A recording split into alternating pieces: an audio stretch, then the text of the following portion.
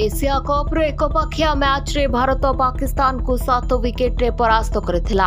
या सहित मैच शेष हेबा परे टीम इंडिया पाकिस्तानी खेलाड़ी सहित हाथ मिलाइबा को मना कर देथिला, जहा जोगु पाकिस्तान क्रोधित होईछि। पूर्वतन पाकिस्तानी क्रिकेट खेलाड़ी शाहिद अफरीदी पक्षरु एक मंतव्य आसीछि, जोंथिरे से कांग्रेस नेता राहुल गांधी को प्रशंसा करबा सहित प्रधानमंत्री नरेंद्र मोदी को कड़ा समालोचना करिसेंती।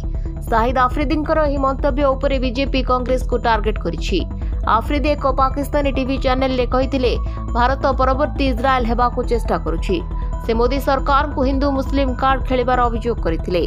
चैनल एक लाइव शो समय अफरीदी भारत सरकार को एवं सरकार को नीति को समालोचना करुथिबार देखा जाउछि।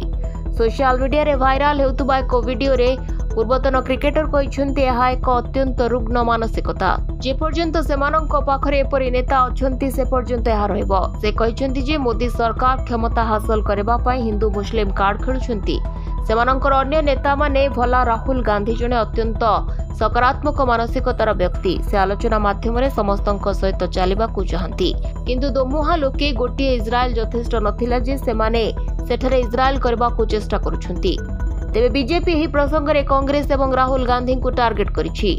केंद्र मंत्री किरेन रिजिजू सोशल मीडिया रे अफरीदींकर वीडियो शेयर करी राहुल को ताच्छल्य करिसेंती। से वीडियो रो कैप्शन लिखिसेंती, राहुल गांधी पाकिस्तान रो प्रिय।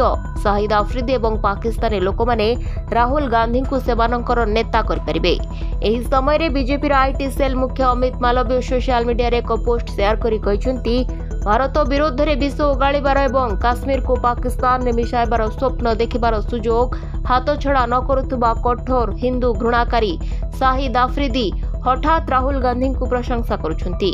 मालवीय कहते अफरीदी कहते जे राहुल पाकिस्तान सहित आलोचना चाहती। से गाजा रे इजराइल रो कार्यानुष्ठान सहित पाकिस्तान प्रति भारतर नीति को तुलना करी प्रधानमंत्री मोदी को आक्रमण करथिले।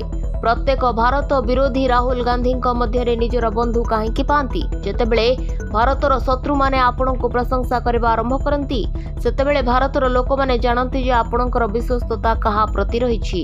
या सहित बीजेपी जातीय मुखपात्र शहजाद पुनावाला सोशल मीडिया रे कहिसेंती, हाफिज सईद परे बे शाहिद अफरीदी राहुल गांधी प्रशंसा करुछंती। यह आश्चर्यर कथा नुहे। भारत को घृणा करुवा प्रत्येक व्यक्ति राहुल गांधी एवं कांग्रेस सहयोगी होइथांती। Bureau report, Dinalipi live.